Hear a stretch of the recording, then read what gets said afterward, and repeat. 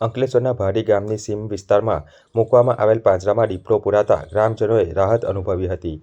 One વિભાગ દ્વારા દીપડાને સલામત સ્થળે છોડવાની તજવીજ હાથ ધરી છે.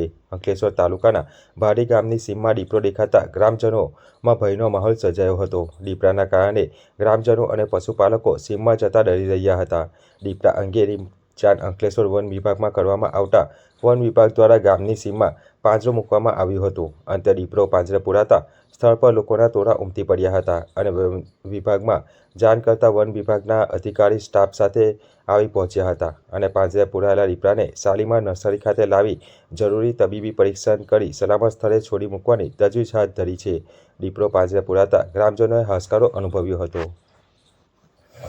ભાડી ગામ ખાતે આજે એક ફિમેલ માદા પાંજરે પુરાયેલી છે અને અગાઉ પણ 2 થી 3 પકડાઈ ચૂકેલા છે અને આ લેપર્ડના લીધે અમારા ગામના ખેડૂતોમાં એક ડરનો માહોલ રહે છે. તો વન વિભાગના અધિકારીને અમારી એક ગુજારિશ છે કે વધુમાં વધુ પાંજરા અમને મળે અને આ દીપડા જે છે તો એ પાંજરે પુરાય તો અમારા ભાડી ગામના લોકોને એક રાહતનો શ્વાસ મળે.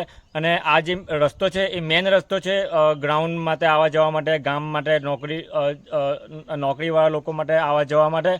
તો એક ગુજારિશ કરું છું કે વધુમાં વધુ પાંજરા મળે અને જલ્દીથી જલ્દી જેટલા પણ દીપડા છે એ પાંજરે પુરાય અને અમારા ગામના લોકોને રાહતના શ્વાસ મળે.